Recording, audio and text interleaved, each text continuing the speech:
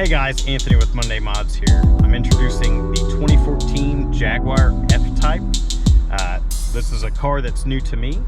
It is the supercharged V8 model with the S package. And so far it's been a spectacular car. I've been extremely happy with it. And I'm going to go over some of the details of the car and tell you a little bit more about it.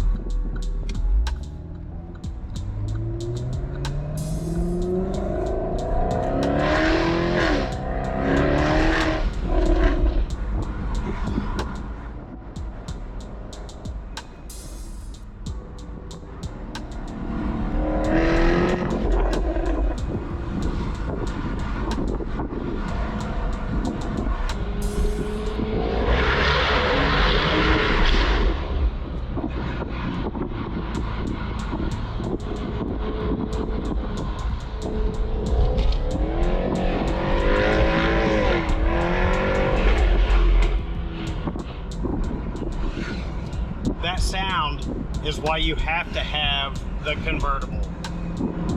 It's unreal with the top down.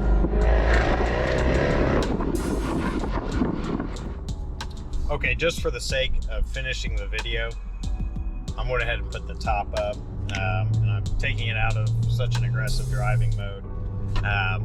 This is a fantastic car. It's just under 500 horsepower. It's the supercharged V8.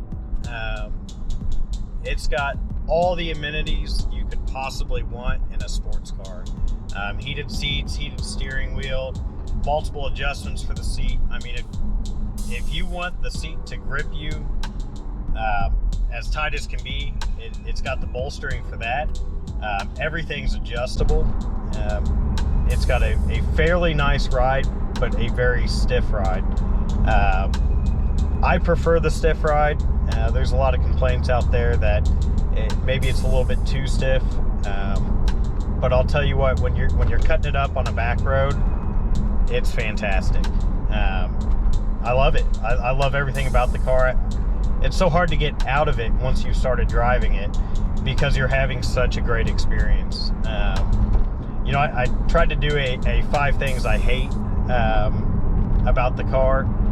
And it was so difficult to come up with those 5 things that it took me days, and I mean days, of thinking about what I don't like about the car to come up with 5 really, for the most part, minuscule or nitpicky items. You know, I'm really just doing the 5 things I hate because it's typically something that channels like ours do.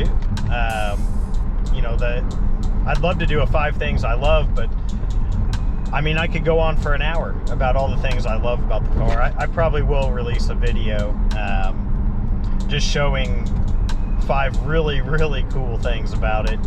Number 1, of course, is that exhaust. It's just plain awesome.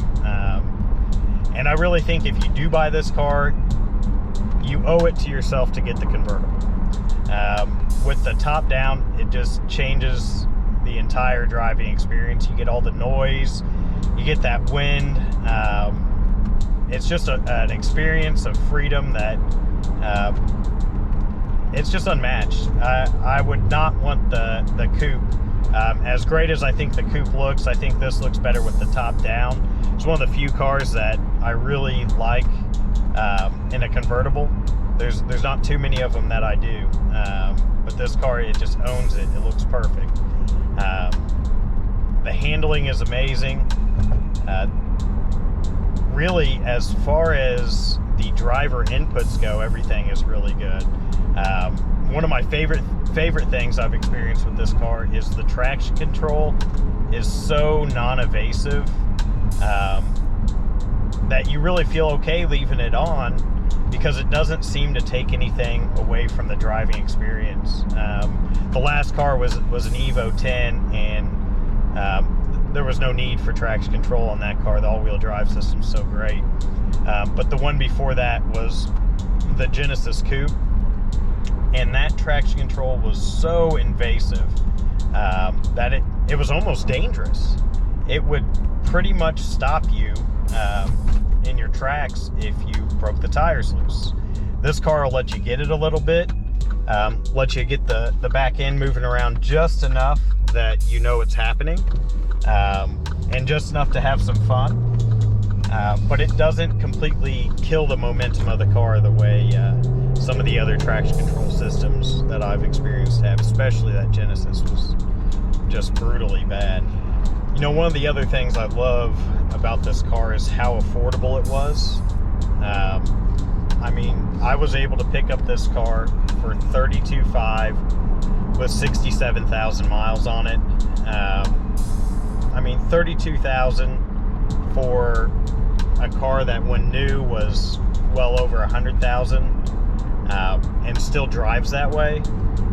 It was just such a great deal. It's hard to pass up. I see guys spending that type of money on, you know, RT Challengers and Mustang GTs, SS Camaros, and they're still not getting what you get out of this Jaguar F-Type. It's just an absolute head turner. It's not a common car.